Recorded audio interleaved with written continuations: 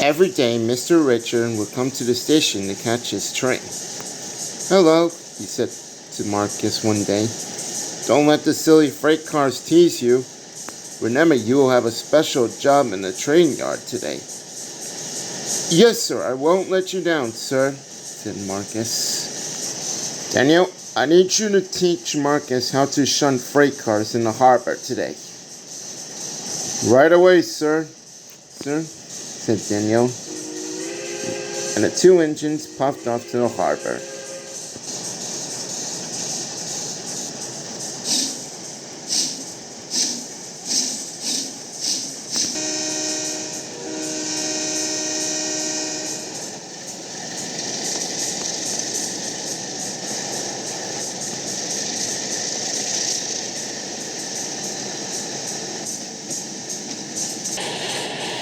"Okay, Marcus, I need you to park those covered hoppers right next to the open hoppers on that siding over there. I'm gonna go pick up the oil tankers from the oil refinery and bring them back here, alright?" "Sure thing, Daniel. I can do that, no problem." "Alright, Marcus, I won't be long." "Alright, time to get to work." Marcus felt happy that he was organizing the freight cars more easily, that he spent all day pushing and pulling them into place. There was also some cars that Marcus is not allowed to touch. They consisted of a small coat and two strange things his driver called cranes. "That's the breakdown train," he told Marcus. "The cranes are for lifting heavy things like engines, coaches, and freight cars if they come off the rails." That seems very important indeed." I wonder how Marcus is getting along at the yard. When Daniel got back to the harbor, he was surprised to find it well organized.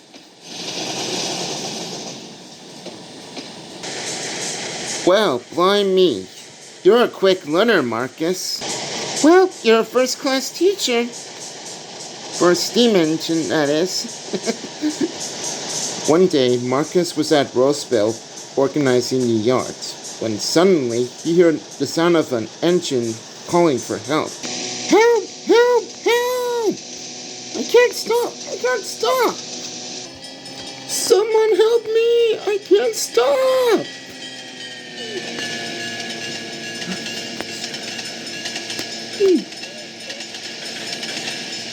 A freight train came running through the yards much too fast.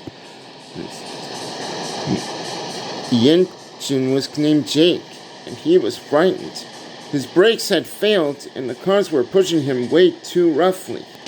They're pushing me! They're pushing me!" he panted. On! Faster! Faster!" the cars yelled. Still calling, "Help! Help!" Poor Jake disappeared through the tunnel.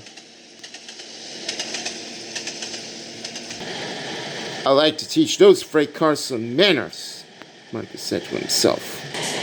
Soon came the alarm. "Jake is off the line. The breakdown train. Quickly!" Marcus was coupled on, and off they went.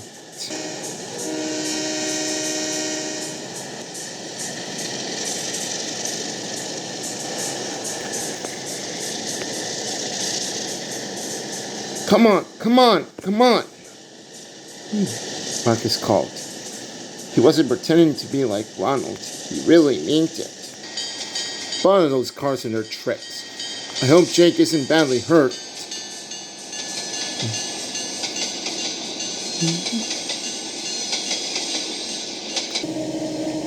Jake was frantic. He didn't like dangling over the edge of a cliff. "Oh, I hope someone comes soon." "Are you alright, Jake?" "No, but I'll be much happier if you can get me off of this cliff, please." "No problem. Here I come. Okay, I'm ready." "So am I. As ready as I'll ever be." Marcus pulled with all his might and carefully He pulled Jake back to safety.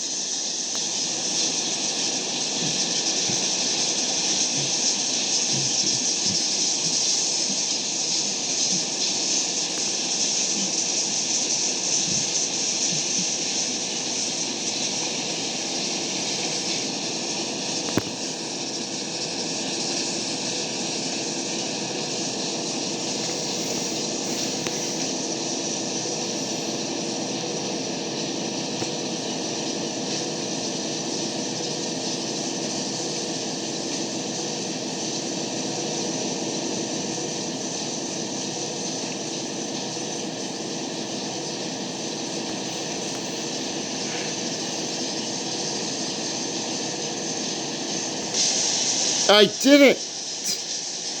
He called. In no time, Jake was back on the rails. On the way home, Marcus helped Jake back to the shed. The two engines had become very good friends after that. Mr. Richard was already there waiting for them. Well done, Marcus. I heard all about it, and I'm very proud of you. You are indeed a really useful engine. Jake shall have some proper brakes and a new coat of paint. And you shall be rewarded with your very own Pacific Fruit Express run. Oh, thank you, sir, said Marcus proudly. Well done, Marcus. Welcome to our railroad, called Little Joe. I agree with Little Joe. You are a very reliable locomotive, Marcus. Thank you so much, everyone. You are all the best. The freight cars no longer play tricks on Marcus anymore. But Marcus is most happy when he's part of the Sacramento Northern Railroad.